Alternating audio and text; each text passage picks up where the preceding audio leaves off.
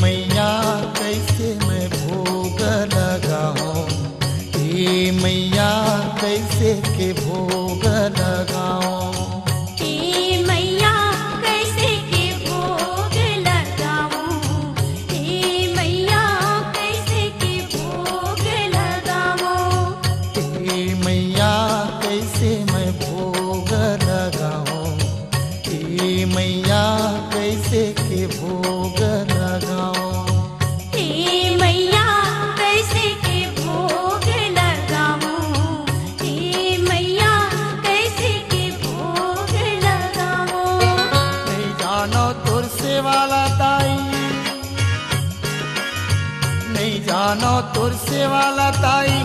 कैसे के सेवा बजाओ, हे मैया कैसे के भोग लगाऊं, हे मैया कैसे के भोग लगाऊं।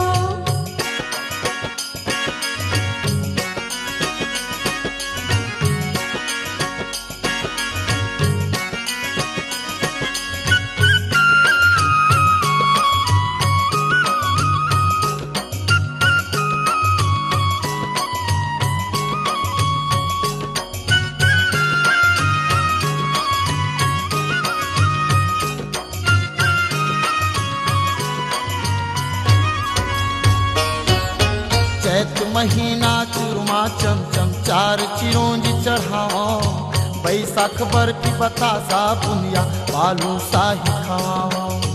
जेठ जलेबी जुआरी लाड़ू जेवन संग मालाओ, आषाढ़ महीना अनारस साजो, आषाढ़ महीना अनारस साजो, मन भर भोग लगाओ, हे मैया कैसे के भोग लगाऊं, हे मैया कैसे के भोग लगाऊं।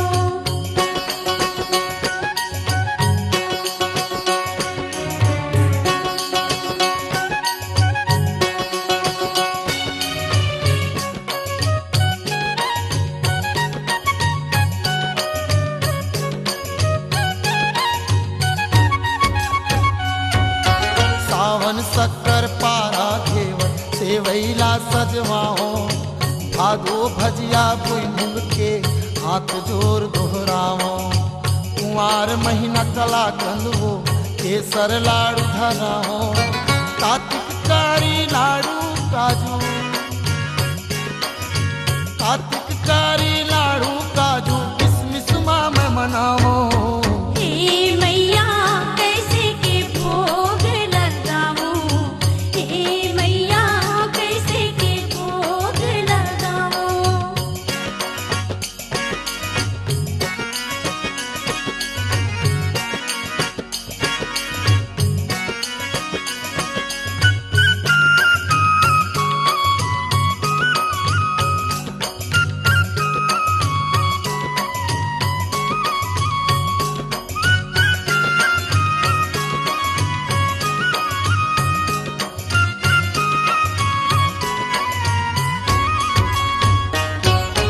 अगहन अरिसा कुर्मी ठेठरी उजियाला परसाओ,